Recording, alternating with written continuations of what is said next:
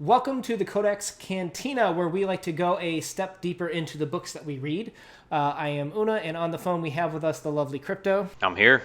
Today we're going to do like a Let's Read section. So the idea is that we're reading this together. This is the final section, so if you've read the book, there was a previous section where we analyzed the first 3 chapters. Now we're analyzing the last 2 chapters and maybe even a little bit of how these themes were brought up in the first 3 chapters. Stephen King's The Gunslinger. Yes. Oh, yeah. I got to do the booktube thing where we hold up the book so that people believe that I actually read the book. Because if you have the book, you got to believe that, right? Of course. I believe I'm supposed to have like a bookshelf behind me with a bunch of books to make it like book theme, but I do not have books behind me. I don't. Maybe some other time. Photoshop that in. I ain't got time for stuff like that. All right. So sections 4 and 5. What were your thoughts on these sections? So I think this part of the book is drastically different than the first half because, as we know, King was writing it episodically over many years period. And I think now he really realized where he wanted to go with the book as a series. And it starts to come out in this part of the book in chapters 4 and 5. Where 1 and 2 and 3, he was maybe just kind of writing this cool story, exercising his own personal demons with a religion, as we talked about previously. Now he is writing for a greater story. And I think that comes out with what happens with Roland through the next 2 chapters. Do you know, has he said, was this always going to be 7 books or 8 books? Did he know how many books he wanted in this series, or did...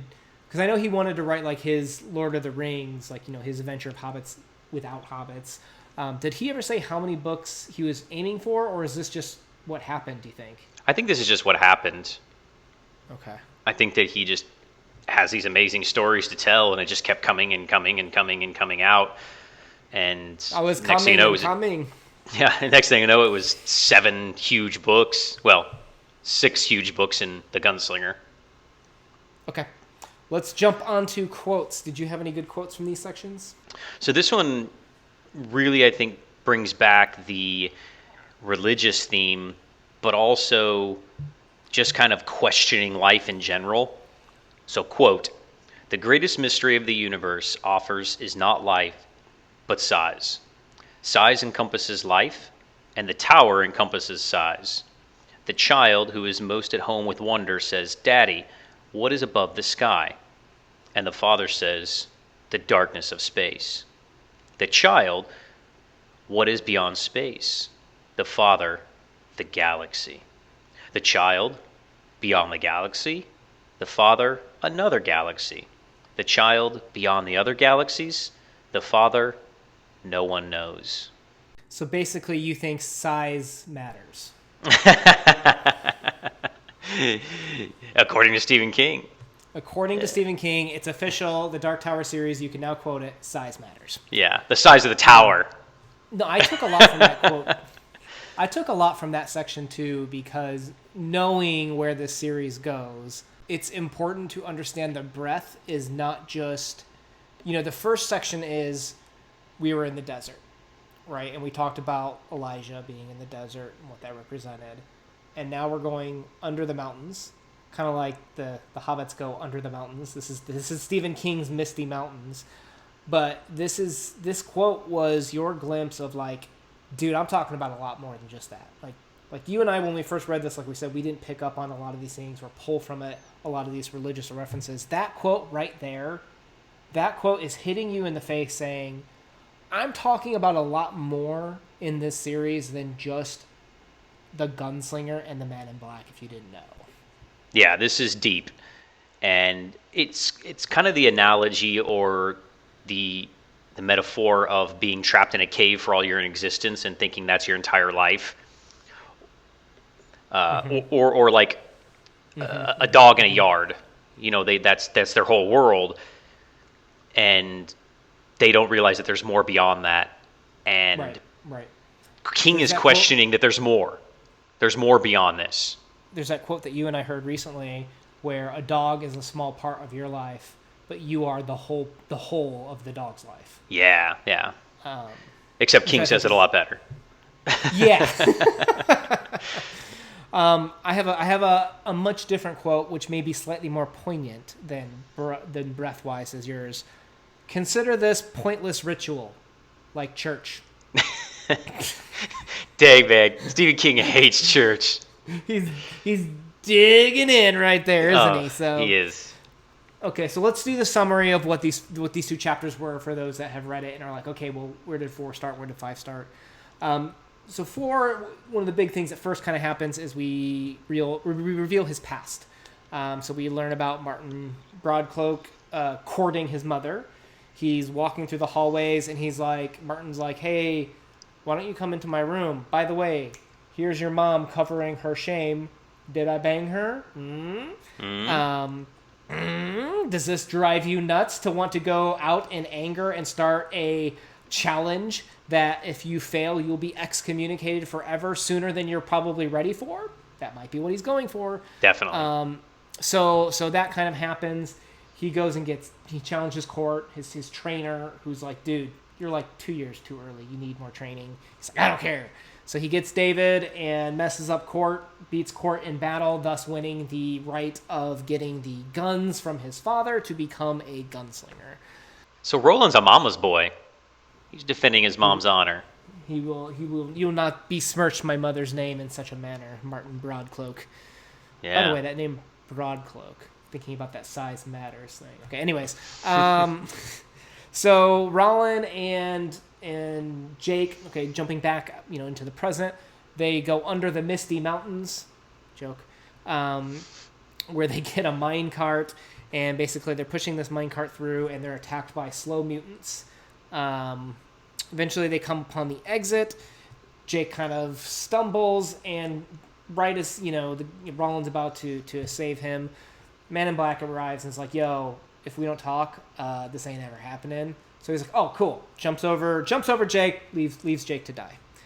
Which I think some people talked about how, at least from a writing perspective, that might be one point of contention where they weren't 100% sure exactly how it happened. Like, it wasn't clear to them. Yeah. It doesn't matter. Jake didn't make it. Yeah. But that pisses a lot of people off. So we can talk about that. It does, but I think the writing was on the wall and it had to happen. Like they say, in plays, there's a quote, you can't show a gun without it going off by the final act. They made the promise to you that Jake wasn't going to make it, that his role in this book was a sacrifice. The sacrifice, yeah. He was the sacrifice that we had to go through. Okay, so Roland continues chasing the Man in Black. They palaver, where he gets this creation story, like hitting you right on the head with it, right? And then he wakes up 10 years later, thinks the Man in Black's gone. He has to go towards the sea for his next step in the Dark Tower series. So that's kind of what happens at just a straight in the text level, sections 4 and 5. So let's get into the analysis side of things. What did you think about the training and what that represents? If you're doing the TV series, which is coming out, which hopefully better than the terrible movie, I don't know how they could stretch this out a few episodes because it comes back later in the other books. But this is the training montage of Roland becoming a gunslinger. This is the religious training montage where, like, if Catholics go through communion and and there was like this fighting, like getting ready to accept your religion and stuff like that. That's what this was, I think, for Stephen King. Where if you remember when they entered into to cross the line, so to speak. I mean, they said it's in the text. They say cross the line for this test. If they're successful, they leave and enter, to quote the text, a civilization of the lighted world, right? So whether that's the afterlife or whether you've gone through communion, whatever your religion represents of becoming a man, circumcision, Yeah, you leave to the east, right? But if you failed and you're excommunicated from the church, your religion, whatever, you head to the west.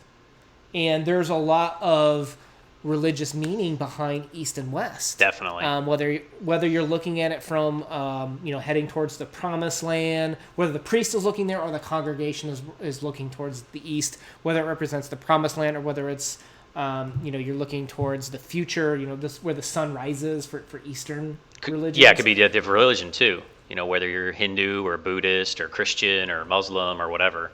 Oh yeah, I think. I mean, I'm sure there's some out there that aren't, but a majority are. East is facing towards enlightenment, the next step. West is leaving the church and giving things up. And we talked about in a previous video, which I'd recommend you go watch to see some kind of how the foundation was laid for this book if you haven't. But at 19, when he was questioning his religion, whether to move forward or not with that religion, whether to believe in God or not, and can you believe in God or not? I think this is his decision point. This was representing when he's looking at religion and what it means to him. Does he have what it takes to go on? Should he leave it? Can he believe in God? Can he believe in God and not leave a religion? I think there's a lot of here in this text, and that's what this section is meant to bring out. Yeah. And how does he live his life after being a Methodist for 19 years? Yeah. Which, again, if you go back to kind of my quote, your years on alive are the total number of years you've ever had. Like, that's your whole world, right? Yep. And reflecting back is the only way of growth and change. And I think that's important to note, that he's growing and changing his viewpoints on religion as he's writing this story over several years. And you notice that there's probably a small little nod there of David and Goliath, right? Like the hawk's name's David. Oh yeah, again, more religious. It's just crazy how he sneaks it all in there, and I never knew that when I was 12 or 13 reading this. Yep. So little David, empowered with a purpose, beats right? Court, who's Goliath. Beats the stronger, more powerful challenger or victor. Yeah, that's not the right word. The current champion, if you will, to pass forward. So I thought that was an important chapter where I think even just those subtle usages of East entering the civilized world versus West being excommunicated are very important to what it means to have a coming of age moment, and whether you move forward with the religion that sets before you, and is that even still right as you move on later on in your life. Yeah. I also want to talk about what we started in the previous video, which was the number 3. Oh yeah, this is huge. Again, if you haven't watched that first video, you got to go back and watch that video, and get your book out when you do, or pull up the audiobook or something, because you'll come back and be like, oh my God, I missed 3 so many times. So it's worth noting, 3 days is the time between the crucifixion and the resurrection of Jesus, right? Yes. And that is specifically what passes is 3 days in chapter 11 of that book. With 8 words, they say basically 3 days have passed. My mother-in-law is walking in, so are you humble? I'm being a picture. Hey, we're gonna record a video, so I think you and Nana are gonna go upstairs, okay, buddy? All right. So how did Jesus get to the site of the crucifixion, and what does that mean in this text? I think it's pretty obvious at this point in time. Rollin is Jesus at this point. Yeah, he's our Jesus figure. He's our Jesus figure, which is also Stephen King. Ooh, that's deep. That's so deep. What is the minecart in this section? Where they're traveling through there is the cross. The minecart is the cross. Yeah. And you'll even notice there's the button or the voice of the cart. They kept saying blessedly. When they'd hit the button, if you'll notice, it's kind of like that question of receiving the word of God to move forward. Do I continue forward with my journey? Yeah. Now, when you read this as a kid, there's no way you got that. No. And even reading it in my 20s, when I was studying religion in college, I really didn't pick up on that. Mm-mm. And that's why I think that, too, if you're watching this, or if you haven't read this book with someone else, read it with other people, and I think that's the power of reading books in a class or something. You get so much more out of it than reading a book on your own. Or at least discuss it, because I don't enjoy watching reviews where someone's like, I liked this book, I didn't like this book, but they don't break it down. They don't really have discussions of it. Like, I think why you and I wanted to do this was to have a discussion about this and really talk about what it meant. Yeah.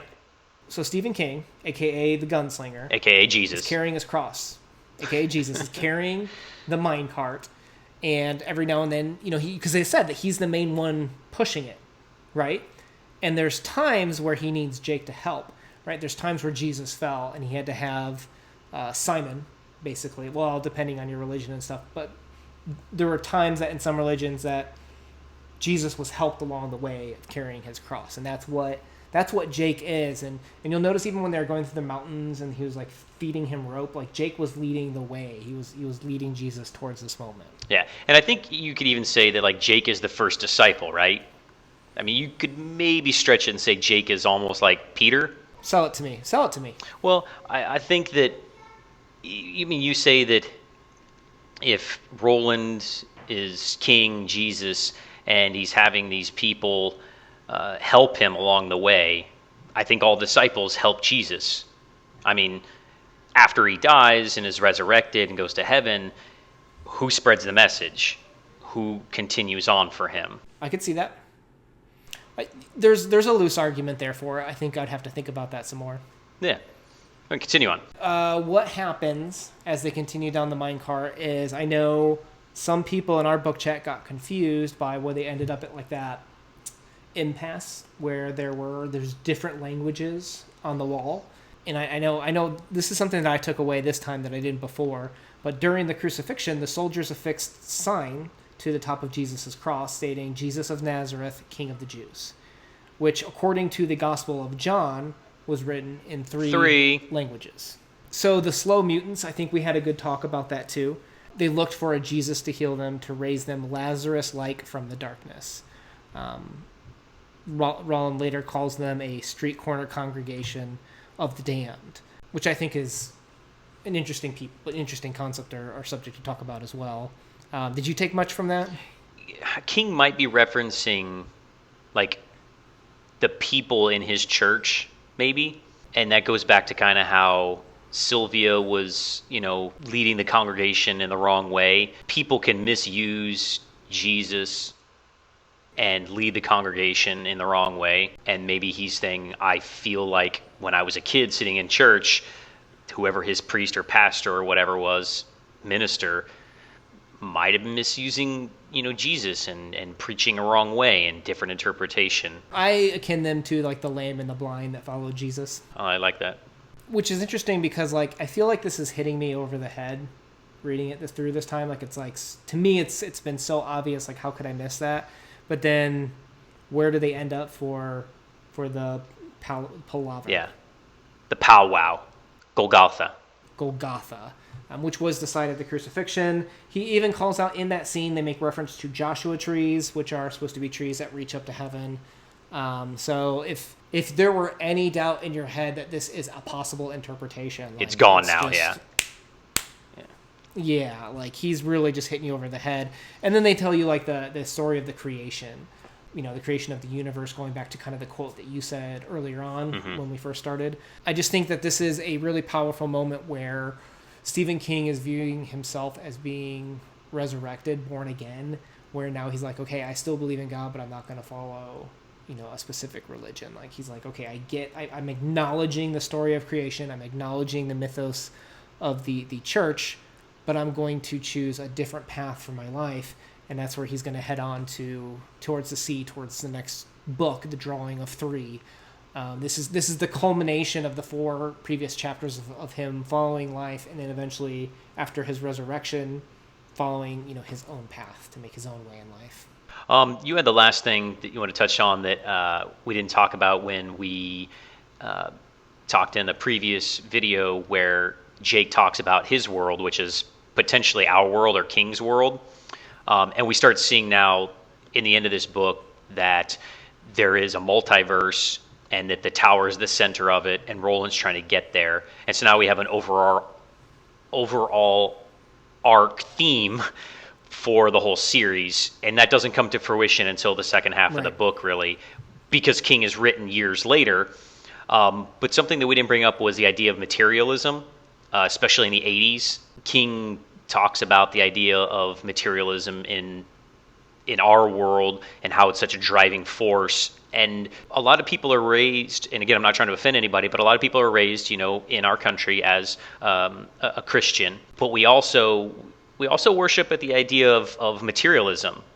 And nowadays, maybe more the internet than anything. But when King was writing this, or when it was supposed to be taking place, is the 1980s, and everything is materialism in the 1980s, especially in New York. Everybody had to have the best clothes, and all the businessmen are doing lots of cocaine. And I think that he's putting a lot of that into his stories here.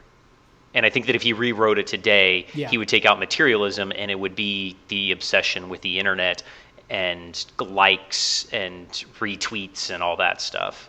Oh, that's interesting. If he had rewritten this book today, how would he have written Jake's past? Right? So to your point, in the 80s, it was, cars, fast cars. That's how he got run over. Remember, he had the tire marks on his back when he was killed.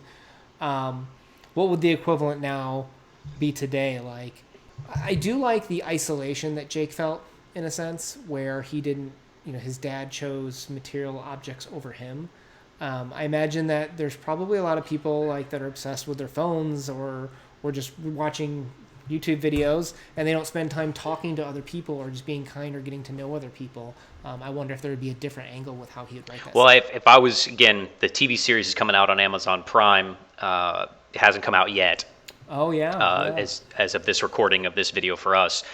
But if I was a producer or a writer on that show, there would be a great scene where you would have Jake walking in a hallway in his New York apartment, and there would be the light on in the hallway on him, and his parents would be sitting in an office or the living room or something, and all the lights would be off, and it'd be really dark in there, and mom would be on her iPad, and dad would be on his MacBook or his iPhone or something like that, and there'd be Netflix playing in the background too, and something like that.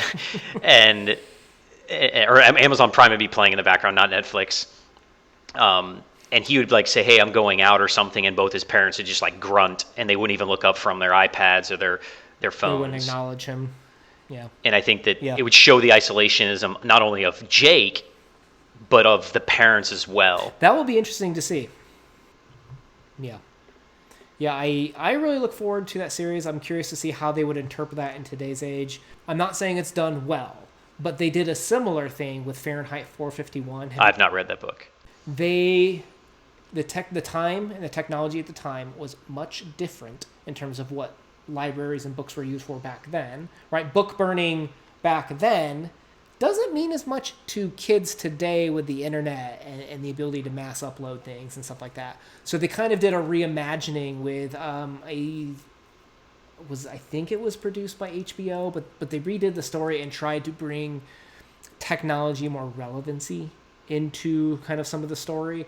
It'll be interesting to see, do they do something like that, to your point of Jake and his past, who came from our world, right? The lady with the torch, if you didn't pick up on it, that's the Statue of Liberty in New York City. Jake is supposed to be from New York City. So, yeah, I think that materialism isn't as in our face anymore. I mean, it is, but I think that it's second to the internet.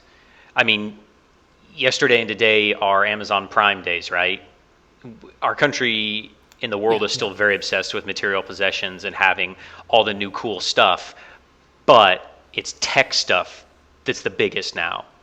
The newest computer, the newest phone. I see almost instead of materialism, we're kind of getting a little off topic here. We'll wrap it up here in a second, but I would love to have that discussion sometime where I see check the box mentality now more of completionism, of collecting everything. Have you read all of these? There's people that will read series like the Dark Tower series just because it's a series. They don't even care if they care if they like the series, right? They'll stop if they don't like it. But they're more interested in being able to say, I completed this series, as opposed to I read. Got to collect them all. Got to collect all the Pokemon. There's a big gotta collect them all mentality there. Okay, so let's wrap up this video. Overall, what do you rate the Gunslinger? So we're rating just the Gunslinger, right? Okay. Just the Gunslinger. So I'm going to give it 3 different rankings because I think it's only fair to rank it throughout my life. To kind of go back to my quote, when I was 12 or 13, I knew what I knew only at being 12 or 13. And I would probably give it a 7. And that's because I was big into a few other series that were more fantasy and less kind of sci-fi. And I liked the fantasy more. As I read it in my 20s, when I knew everything there was to know, because you know everything when you're 19, 20, right? I would give it probably a lesser rating, maybe a 5 or a 6, because I started to see some of its flaws for being a sci-fi story.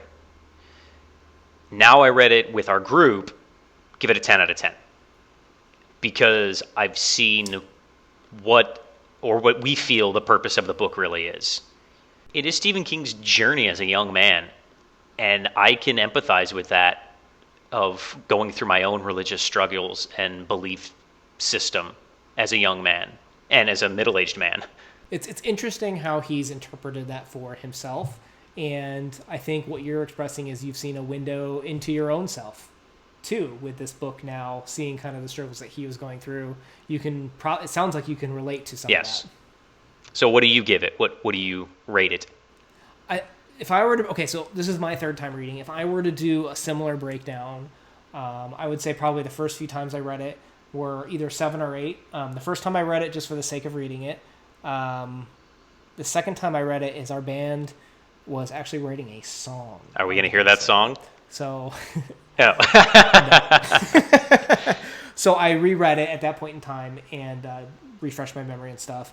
But I didn't pick up on or dive deeper into some of the elements like we did with this reading. And I think I'm in the same way where I'm not saying it's a perfect book, but just emotionally how I reacted to it, I would give this book a 10, where it was very rewarding, about as rewarding as it gets for books for me, but just with how this turned out. So definitely recommended, but I would warn people, hey, this isn't horror, this is sci-fi, this is a prologue, this is a religious story about, it's not a religious story, it's a story about a man's religious struggles expressed through a journey. Now, what will you put as the tagline on Amazon Prime? I want to say Jesus faces off against Mad Max, but it's not action octane enough. Fine tune that for me. What would you say? What was I had it, didn't I? What did I say? Clint Eastwood meets Jesus. Yes, that's it. Clint Eastwood meets Jesus. I could see that. Okay. Well, with that said, let's wrap up this video. Yeah, if you guys like this, please comment below, like, subscribe, all those things that are supposed to happen, I guess, on YouTube. Una and I will do more of these as we read more books. We've already read a lot, so we could go back and do older ones, or we could just continue on the newer books that we're reading with our group. Our next book we are reading is the 3rd book in the Thrawn trilogy, so maybe we'll do that one. You will see sci-fi, you will see literature, you will see trash, like, novels for kids that we're just interested in. Like, we're all over the place, but we're looking to pull the deeper meaning out of books, and I hope to continue that conversation with you. So Later. Thanks for watching, guys.